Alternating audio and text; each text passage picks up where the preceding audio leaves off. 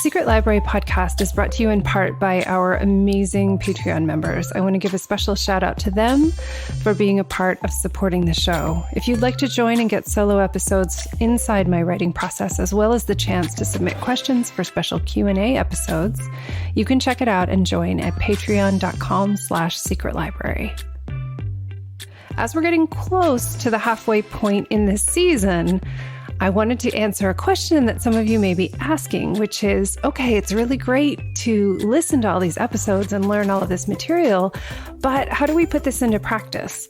How do I move forward and use all of this material in my own writing life? Well, I'm so glad that you asked, because starting in April, we're going to release the Next Draft course, where I will be walking you through all of the tips, tricks, and resources from the season, as well as the inside scoop on how I've applied it in the revision of my own novel.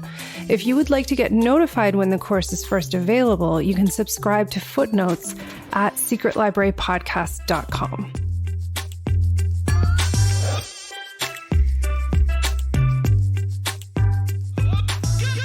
Once again, a huge thank you to our incredibly supportive Patreon members who help keep the Secret Library podcast going.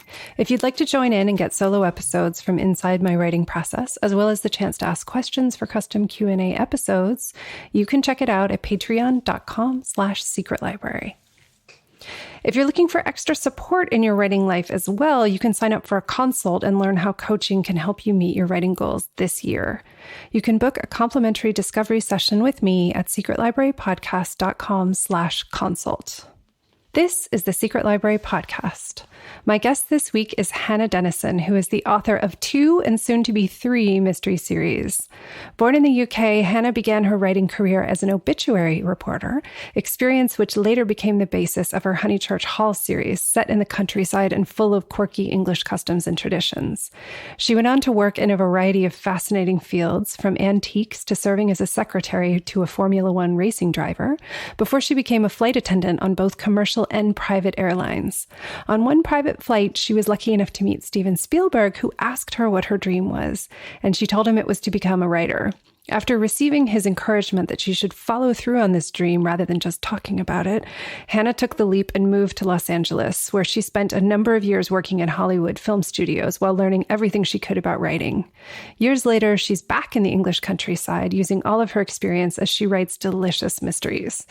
I was really fortunate to meet Hannah when I did a writing retreat on Tresco Island in the Scilly Isles, where Hannah has set her newest series. It was a real delight to be completely immersed in the world of mystery for a few days, a form that I have always loved and read enthusiastically my entire life. And as I was in this conversation with Hannah, I just wanted an excuse to talk to her again, because she's so good at breaking down structure and making everything clear as you go through the book. She's also really wonderful at looking at what's happening. Why isn't the story working? Why is it lagging? And how can you resolve it?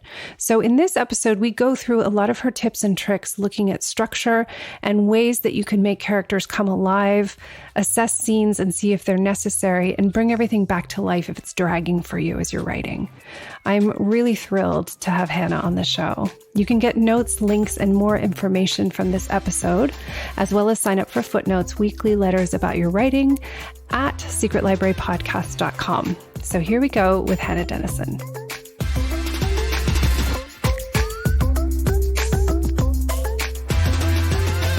Hey, Hannah, thank you so much for coming on the show. I am so thrilled to be here. I'm a great fan of your library, and so I feel very, very special that I've been included. So thank you. Oh my goodness. Well, I love talking to you. So any excuse to talk to you would be a reason to get you on the show.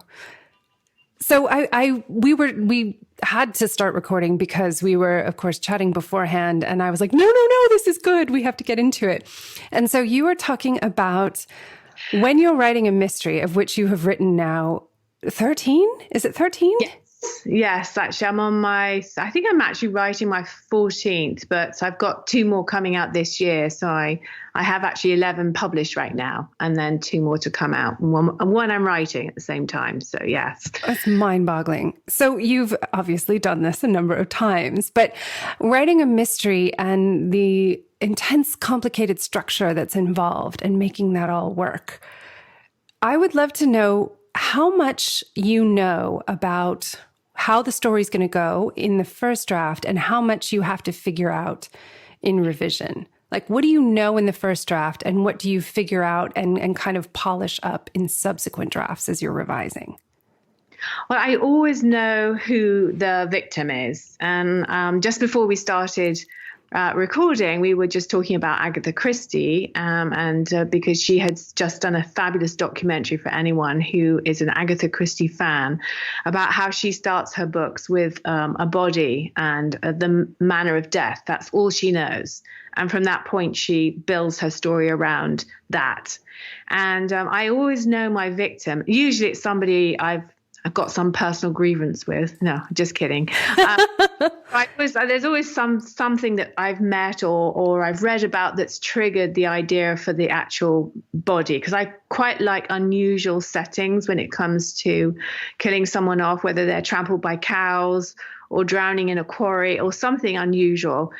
And so I always know that part.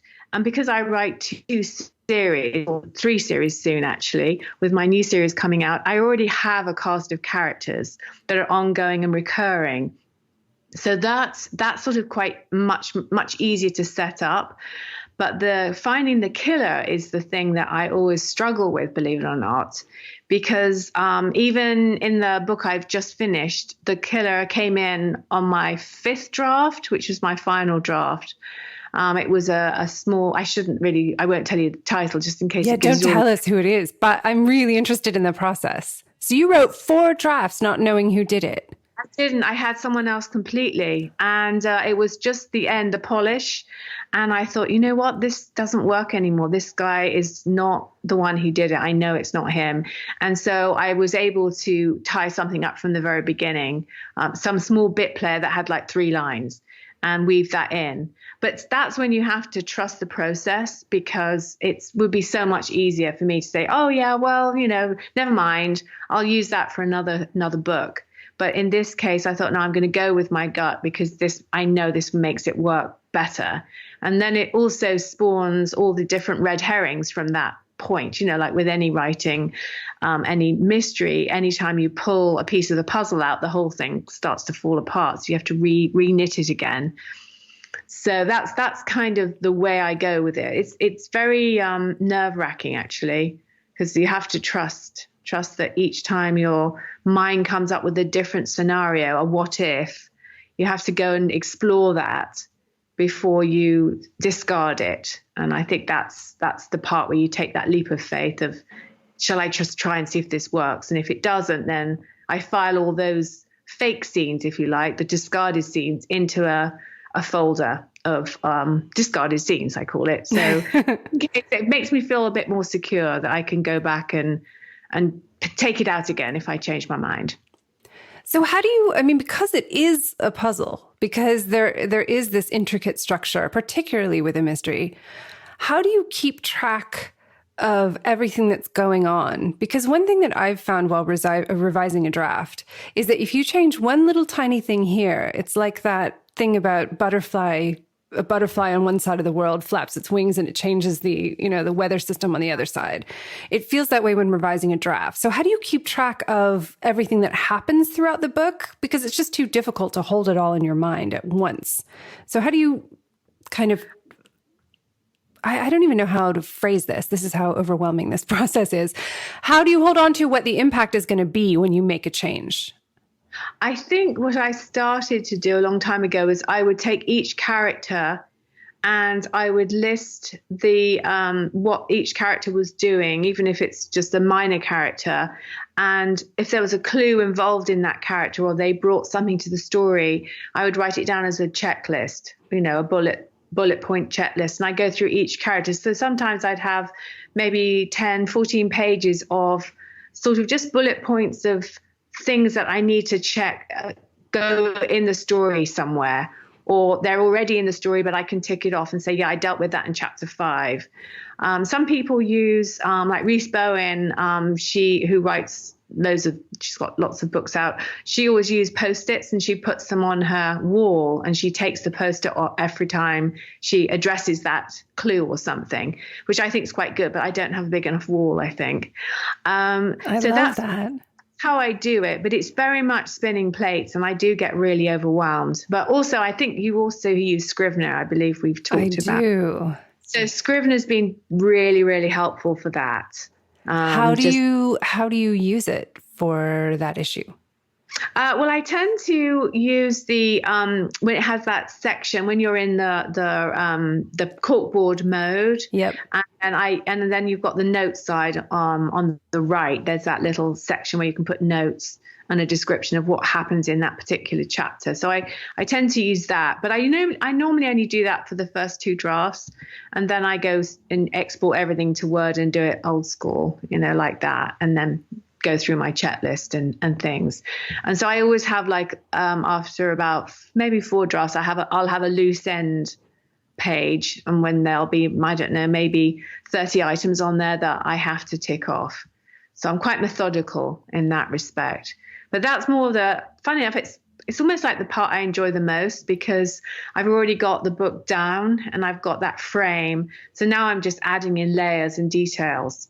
And it's quite satisfying, as anyone knows who's a list maker, when you can just cross it off. Oh, it's the best. The best feeling. Yeah. So what is the part that's the most difficult for you? Definitely the beginning, obviously the blank page, because often I walk my dogs a lot, so I do a lot of thinking when I'm walking, and I get terribly excited thinking, yeah, that's what I need to do. And I get home, I sit at the computer, and then I have to go and take a nap immediately. It's just too exhausting. I get very tired doing a first draft. And I think it was my sister. She said, well, if you're thinking about it, your mind is working so hard to put a story together that of course you're going to get tired, and you have to. So I go with that now. So I nap a lot. But I also find the worst time, when you say what's the hardest part, is the first draft is almost like playing with the Play-Doh. You just throw it all out there. No one's ever going to look at it. So you can be sort of free. The second draft is when I've actually printed out my first draft, and I totally want to kill myself because it's so awful. It's so far away from what it's going to end up to be. And I think I can't do it this time. This is it. I can't do it this time. This is never going to happen again. And that still happens every time. Every single time, every time. And even Carolyn Hart, who's a well-known mystery writer, I think she's in her 80s. She's written 62 books. And I think it was just the last 2 books, she has emailed me and said, I can't do this. I can't do it. We all feel like it, that there is that point where you think, well, this isn't going to work. And then suddenly it does. And then you think, oh, well, of course I knew it was going to work, but you really don't actually. So. Yeah, there's the point. Yeah, I think there's always this point. I had that point several days before finishing the draft. And, it's like usually involves crying and absolutely. This isn't going to happen. What was I thinking? It was a crazy idea. I can't put this all together. It's not possible. It's almost like that's necessary. And you really have to believe it, that it's that bad in order to break through and get to the other side of it. I think it almost is like giving birth. I truly do. There's that moment of pain and you forget, and then suddenly it sort of all comes together and it's okay. But I definitely have more of the Dorothy Parker mindset, which is I absolutely hate writing, but I really love having written. Mm-hmm. I'm very happy when I've done a good day's work. I'm thinking, yes, I really love this. But when I'm actually in the middle of it all, it's really a struggle until the characters start speaking to you, which they do for me about the third draft, I think. Then they start to actually, take over a little bit. So that's always a good feeling. But you somehow still got to get through the first couple of drafts. So what happens if you... Sorry. Oh, no, sorry. I got No. excited.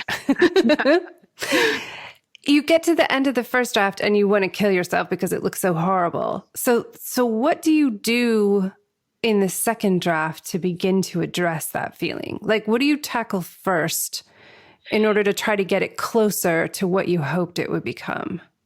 I think what I do is I try to put on my editing hat. So I'm not writing at that point. I think, is that the right word? I'm sort of like trying to block what I have into some sense of order. So it's almost, I'll read through, and I probably won't have a full draft. My first draft is normally about, I don't know, maybe 50,000 words. My books are normally 70, 75. And so then I'll be really ruthless. I'll just pretend that it's not my work and I've just got someone else's hat on. And then I'll go through each page and do a sort of summary of what has to happen there. And always, the thing is, I have to print it all out so I can feel the paper, because I feel that's where there's a heart to having it on paper that I can touch. And then I'll use my red pen and I just scribble all over it. And then I'll go back again on the third draft and start to like really, really work through each paragraph. But I throw out probably about 70% of my second. And the second draft I'll throw out of my first draft. So, and that I've noticed there's a pattern for that. And I think a lot of writers, especially if you come from a screenwriting background, that most people will throw out a lot of the first draft. And it's often, when I look at my first chapters and what they turn out to be when they're published, it's completely different. I mean, the Honeychurch Hall series, my character was married to a Russian mafia person. I mean, and I know in that the first book in Honeychurch Hall, yeah. So she was totally different. She was married. She was all to do with the Russians and the main character. Yeah, I know. It's crazy, right? So, that's so different than how she is in the books now. I know. So I kept that just out of curiosity to see how far that thought process of that, that doesn't work. That feels wrong. Let me see where I'm going to go with it, to sort of trusting that process. Because there's no Russians in it, as you know. So, yeah, I'm like, am I forgetting something really significant? I know. And so, there was a fire and arson and, stabbing. I don't know. It was crazy. It was nothing. So, because they're very, lighthearted. So, yeah. I know. I love that. I'm interested because one of the things that I've admired in your books and your writing is how well the dialogue flows. And I think people who have screenwriting backgrounds just have this kind of ear for dialogue. And I find that that's something that I sometimes find challenging, and I have to read it out loud and think, would someone ever actually talk like that? And, it doesn't come as naturally, but I feel like it must for you because of how good the dialogue is in it. Is that true? I think you're right about the screenwriting background, because most of it is all through dialogue. The downside is, of course, that it takes me forever to write descriptions, because I didn't have to write them before. So I was more about, the mood and what was conveyed in a conversation, as opposed to having to describe a room or what's happening outside in the countryside as they're riding on horses or whatever. So those things take me a really long time. It could definitely take me at least an hour to do a paragraph of description. It's very hard for me to do that. But dialogue, I quite enjoy that. I think it's because I also listen a lot to what people talk about. And I know my characters really well. I think that also helps, is, knowing what they're saying and what they're trying to actually convey in a captain subtext, as they say, like this. So not too much on the nose about, I try to convey the clues in a subtle way. I don't know whether it comes across, but I do my best on that one. I think it does. Yeah, because people never say, if people say what they're actually thinking, then it sounds ridiculous. Exactly. Yeah. Yeah. So, and I'm also intrigued with the characters that I have, because it's almost like doing an amateur sleuth duo, really, because I've got the mother and the daughter. So that kind of banter was quite easy for me because it's sort of based on my banter with my own mum, who's quite fun. She's quite a fun, feisty woman. So that also helped, I think, a little bit. Yeah, I think you have to have fun with it, or else it just feels overwhelming. Exactly, you have to. I think it's too hard otherwise. So I try not to take it too seriously. Says me lying like hell, because really, I have been known to go and have to lie down in a dark room and wish I was doing something different, but I think we all get to that point.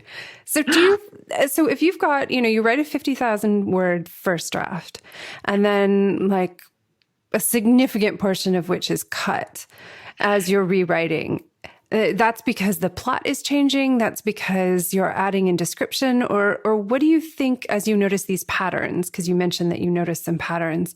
What is it that you're usually getting rid of and then rebuilding as you move into, the subsequent drafts? That's actually a really good question.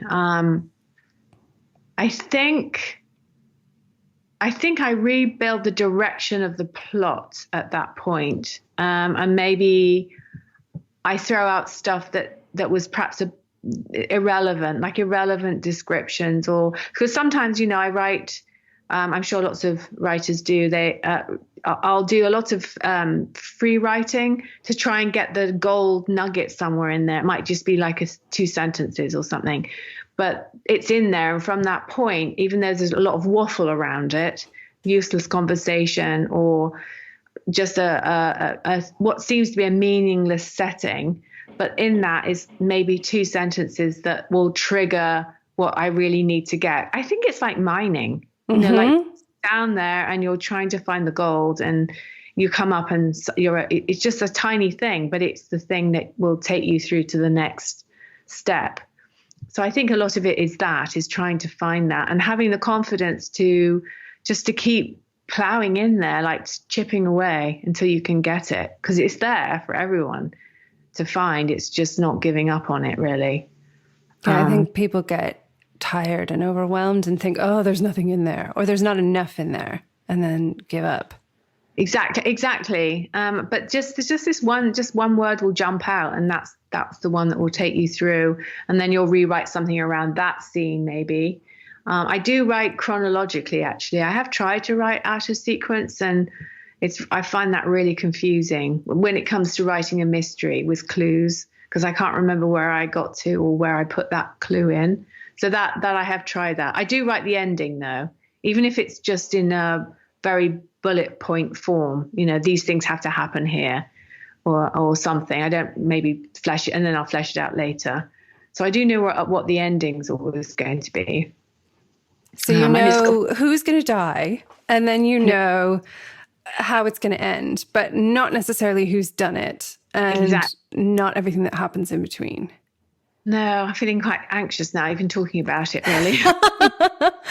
I definitely, when people talk about outliners or pantsers, seat of the pants, I definitely outline till about the first, because my murders tend to happen a little bit late in the book, which I know people get a bit. I've had, why is it happening on page 90 or something? Because I so want to build up all the characters before to set up who it could be. So I'll always perhaps plant something at the beginning that's a mystery. So nothing I've written in is irrelevant. So if I've just mentioned a husband that died 6 years ago in one sentence at the beginning of the book, pay attention to that, because that is important. Even though it's not actually part of that beginning story, it will play out. So that's where I try to get the suspense doing on that, really. So yeah, I just I was something now. I can't remember. You asked me a question. I was saying. I think I know now, and I got excited about the one sentence drop in.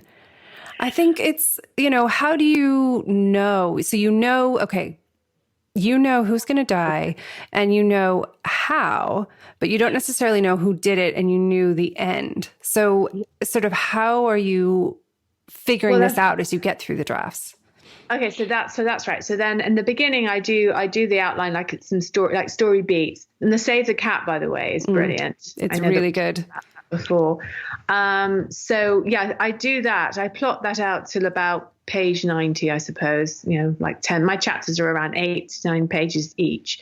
And then I'll know from that point on, the story tends to tell itself after that, because I've done all the planting up until that point, which is why I think it takes me a long time to climb up to that point in the story. And that's the hardest part for me.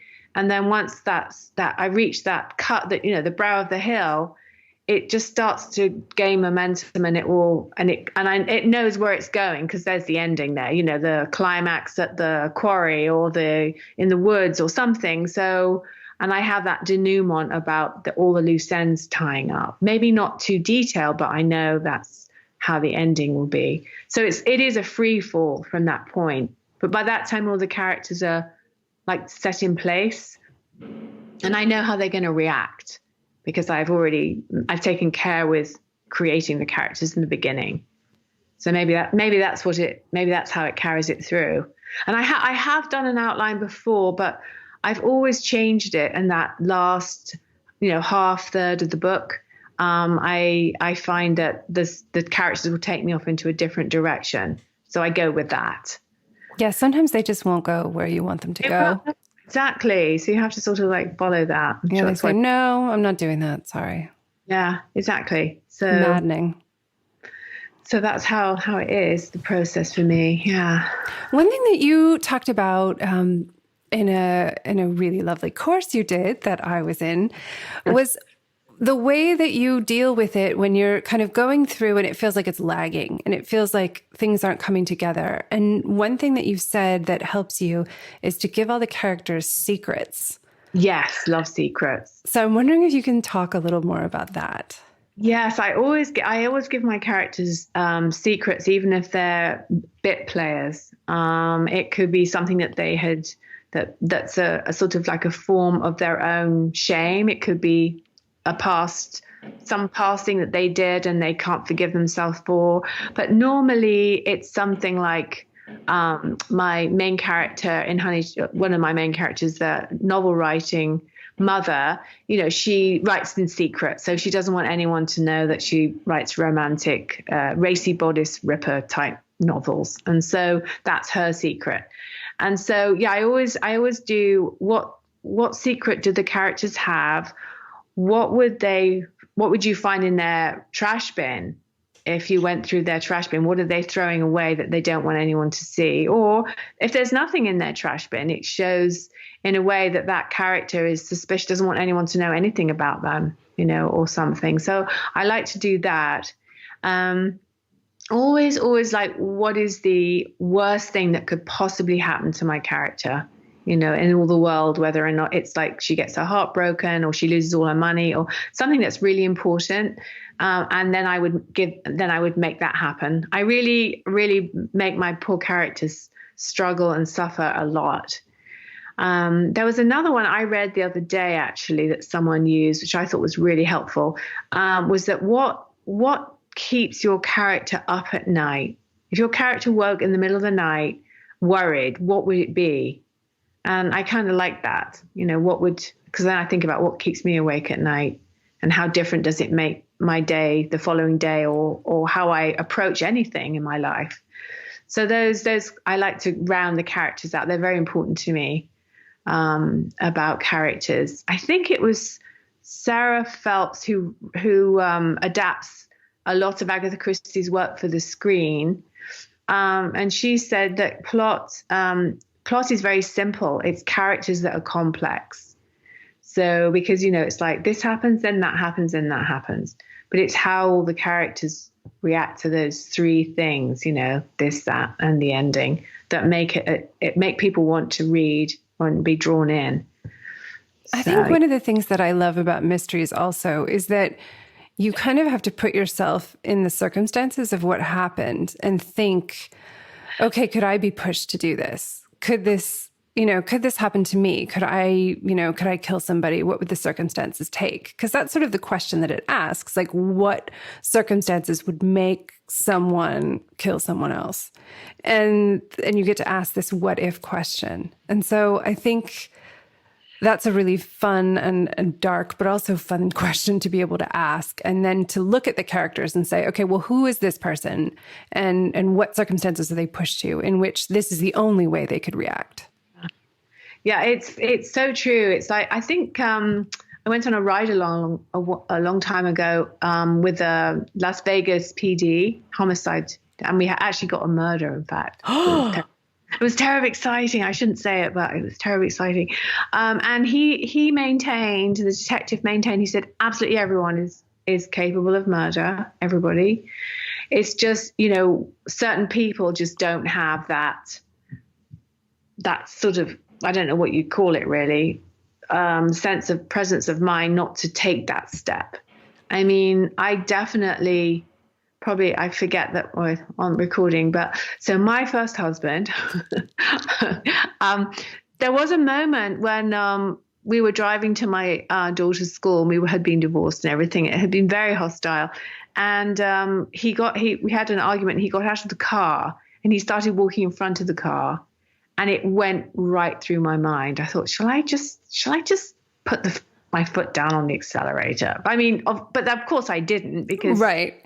Murder. But so I do think there are certain things which are triggers that people can that happen. But I also, in murder mysteries, obviously it's an exaggeration of our society. Everything's exaggerated, which is what makes it so compelling, and why Agatha Christie is so popular, because these people are probably living out like some of us would quite like to do at some point. I don't know, it's making me sound like a serial killer now, but I'm just really interested, like you, what is it that makes someone cross to the dark side?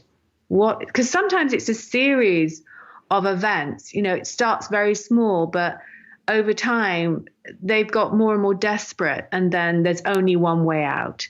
So that's something I have noticed in my characters, actually, that with all the killers, without exception, there's been a sense of not compassion, but there's a sense of like, oh yeah, I understand why that person would do that. I don't have any characters where they're just evil, because evil doesn't really interest me. I'm much more interested in what makes people do that from their circumstances. Yeah, I think evil is too easy. It's like, oh, someone's just evil. That's why they do that. But you don't really learn anything from evil. No. So I think is I've noticed them in that I've always tried to soften or explain something about why someone would do that. Yeah, I think it's two things. It's like the victim can't be universally hateful. There has to be something about them that's redeemable. So it feels terrible what's happened. Because if someone is just evil and they get killed when you think, okay, fine, yay, good for you. It's almost like you have to care about the body in the library. You have to know something about the victim, even if they are pretty odious or something. But a lot of things too, I find. It's all the first ones. Usually, there's obviously to set up the body, but then you've always got those four. It's like the four reasons why people get murdered in books. That they have something, they saw something, they know something, or what's the other one? I'm trying to think now. Isn't that dreadful? They have, they saw, they see they something, know. something. See, know, have, and took. I don't know. Oh, yeah, something like that. I can't remember, but there are four. I know there are, and I'll probably find it afterwards and then wish I told you. But I think a lot of it I like to do is obviously someone saw something, or, because that's normally what happens. That's why murderers get, in mysteries, I have to keep adding that part because it is fiction, of course. They get caught, because they make mistakes. That's what happens. Always make mistakes, leave something behind, or... Well, hopefully they're not. I mean, it's also, they're not like professional assassins. They're not trained for it. It's a real person who's made a mistake in their life. Yeah, and there's also so much that you can see now and find out on the internet about what people how they've been caught. And sometimes you're thinking, oh my God, what were you thinking? Of course you're going to get caught if you leave that behind, your front door key or something. Or your driver's license. Oh, your driver's license. Yeah, your ID, So yeah. So those sorts of things make it easy. I don't know if you get my dog snoring then. Yeah, so I have a lot of fun with that. Once I've got the framework done, then I start to enjoy it. But the first 2 or 3 drafts are really agonizing. So how do you keep track as someone who's now written 13 on to 14 books? So how do you keep it sort of fresh for yourself? And they always get killed a different way. And, you know, at the beginning, it's sort of like you have this wide open availability. But now people have died a number of times because it's not always just one person who dies in the book. I mean, you don't end up like Midsummer Murders where there's like 12 per book. But Midsummer Murders Bingo, that's actually a really good game where in every episode there's always like someone who's driving badly. It's usually his sidekick, and they're all Midsummer Murder rules. Like the vicar has a secret, and there's always a shot. There's always that shot, which is you can't tell who it is, and they're standing in a tree, and there's the branches, and it's a handheld camera. That's right. That's exactly it. And you never know if it's a man or a woman because it's like wearing some cape or something. I have to admit, I did realize when I was writing 2 books at the same time, which I really struggled with. I've only done it once. Now I have to stagger it. I noticed that though I was writing similar themes in both. And I was thinking, oh, wait a second, haven't I just done that in that book? And I had. So I do scour like the internet and like weirdest ways people have died or something. And or it could be just a small story. This is such a random thing, just as an example, which I haven't used yet, actually, because I'm not quite sure how I can make it fit. But I live in Devon and England, and it was actually one of the musicians from the Electric Light Orchestra who died. Really? Freak accident. You can totally check it out online. He was driving his car and it passed a field with a very high like slope. Everything is very like hilly here. And one of those giant hay bales, those massive round ones, came free. It rolled all the way down the hill, went over the hedge and landed on his car. It happened. It's a freak accident. So sometimes I'll try and find a freak accident and work it around. But it has to be believable, about. Yeah, that's the thing is that there are some things that happen in real life. And you hear this sometimes when people are writing books and they say, no, that really happened. But it's like, but it doesn't feel real when you read the book. You think, oh my God, you must be joking. Yeah. Exactly. And I think that's true. That happens a lot as well. It's like, well, even if it is true, it just doesn't fit here. The timing is off or something. But this is research that you're doing, which is incredibly fun. I do that, or I'm always keeping a notebook and overhearing something and always taking a conversation just one step further. If I overhear people talking in the pub or something, awful, really. They'll see me coming now. It's like, oh, what, don't speak because she or something. But yeah, it's there's really only 12 stories, I think someone said. Is that right? I forget. Something like there are only 12 basic stories about certain things, like there's money, greed, the elements of why people do things. So you're kind of stuck really because so that's why the characters, to make those interesting enough to stay with the story. Because I don't know whether I thought about this, and so many times when I've read a book, it's not the plot that I remember, it's the certain scenes that were very vivid to me, or an interaction between 2 characters, or something that was extremely visual and almost visceral that I really caught, but I couldn't tell you where it fitted into the plot. So I think sometimes like focusing for me on the characters and how they interact around a murder situation will make. I don't think I've repeated a plot yet. Hope not.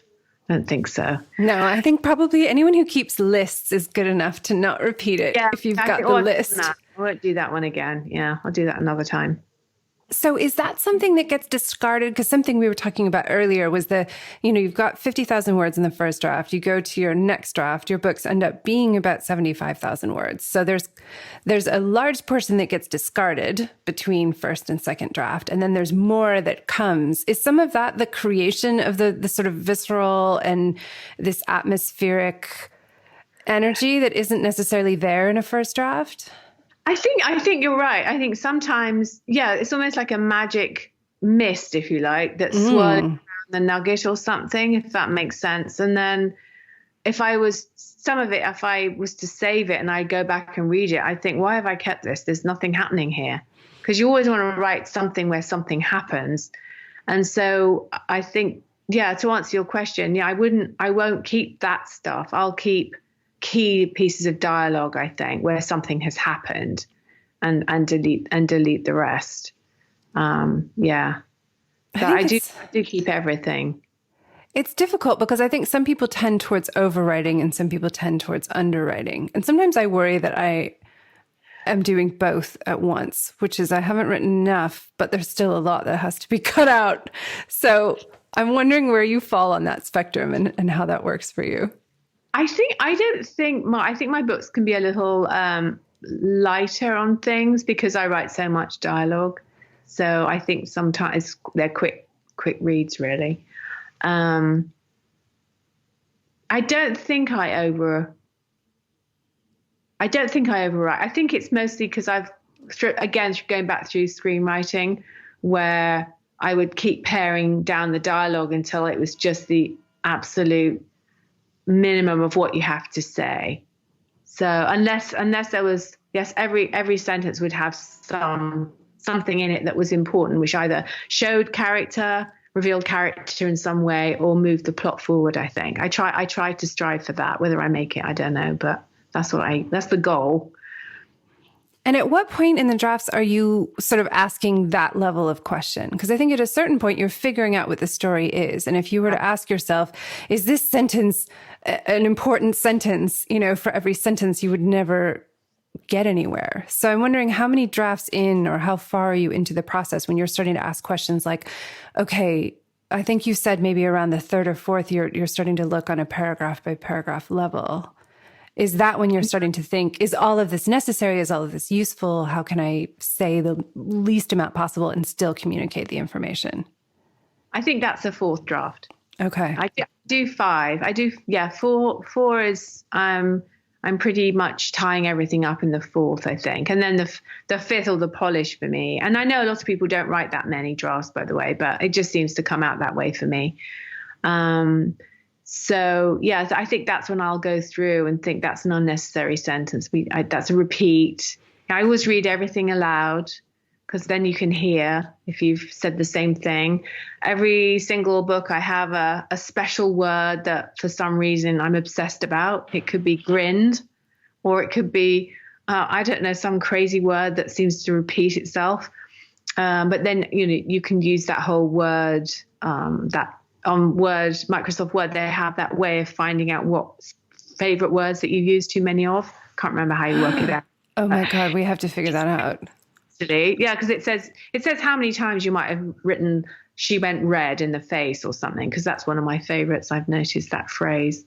Or I tend to do that. I'll put this same word like 3 times in a paragraph and not notice it in the first draft.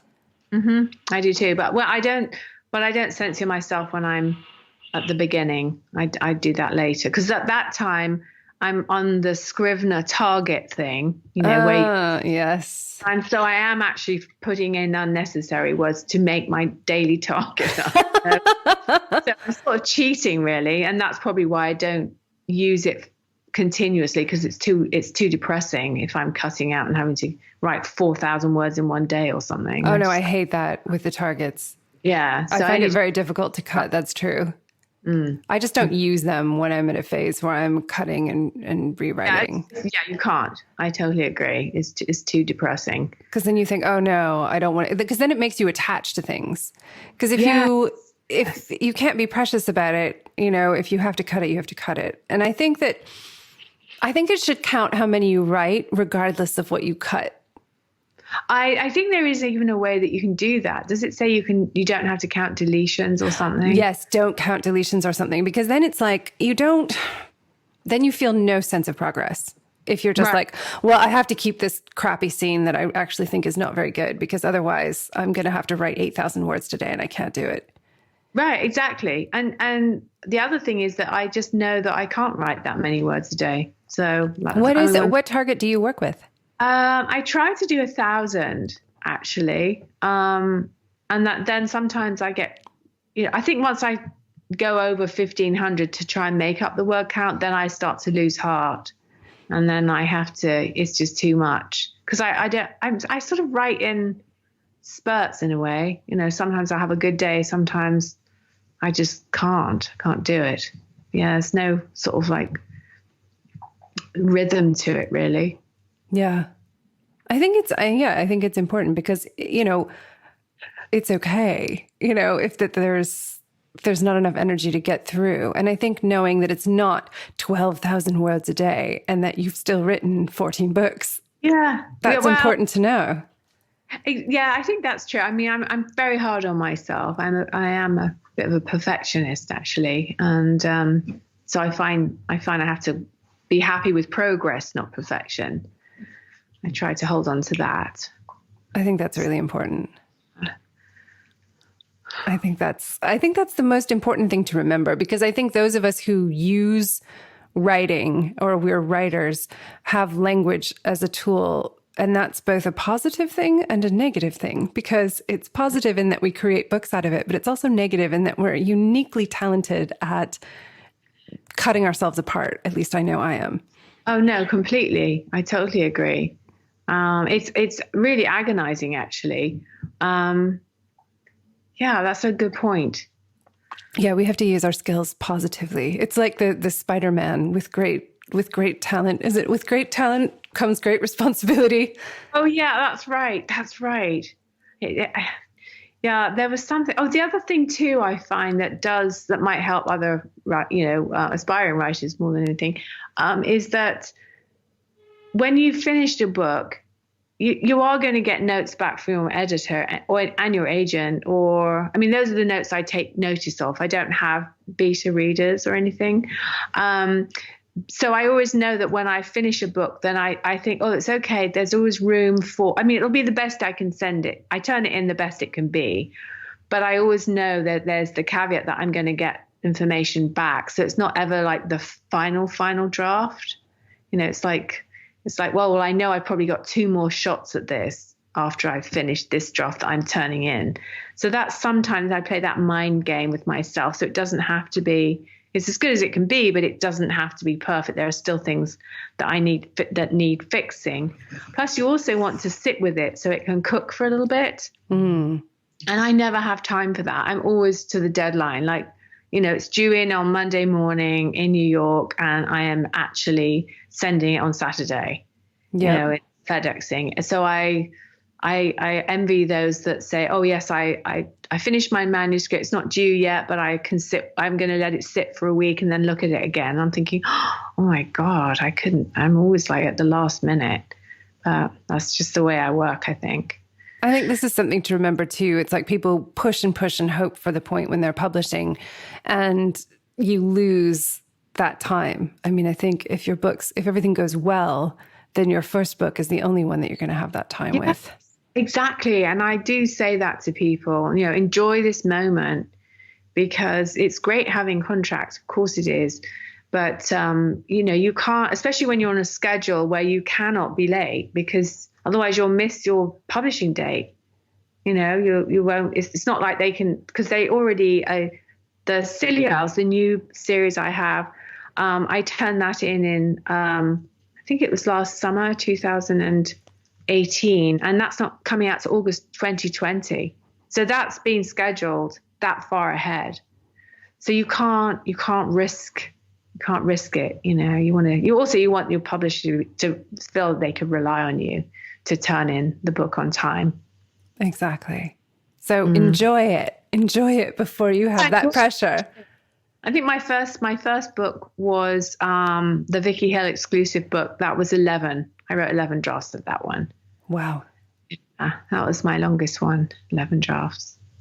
I bet you learned a lot in them, and now you can use that knowledge, despite the fact that every time it feels like it's not going to work. That always felt, I know, I wish I could get over that, but I can't. I think it's just part of the process. Yeah. I think so. That's when I would start looking for another job. Go through Devon jobs update, and I'm going, oh, I don't know, maybe I could work in a school as, serving the lunches or something Lord. Like that. I don't know. So I go through that. I always do that, subscribe to all the job websites, and then suddenly something clicks and it's okay. Maybe you'll find a good plot in those job websites. Oh, that's a really good idea, actually. I know. You should look at that. And yeah, we always have a notebook handy. Always. Well, this has been so helpful and so lovely to talk to you. And I'm so grateful that you were able to come on. Thank you so, so much.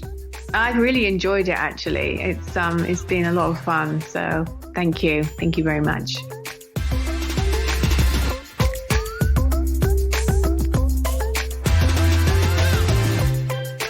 Thank you so much for listening to the Secret Library podcast. We hope you've enjoyed this week's show. You can keep the conversation going by leaving a comment in the show notes at secretlibrarypodcast.com or visit us on Facebook at facebook.com/secretlibrarypodcast. You can also connect directly with me on Twitter or Instagram, where I'm Caro Donahue. That's at CaroDonahue. I look forward to chatting with you there. See you next week. Until then, happy writing.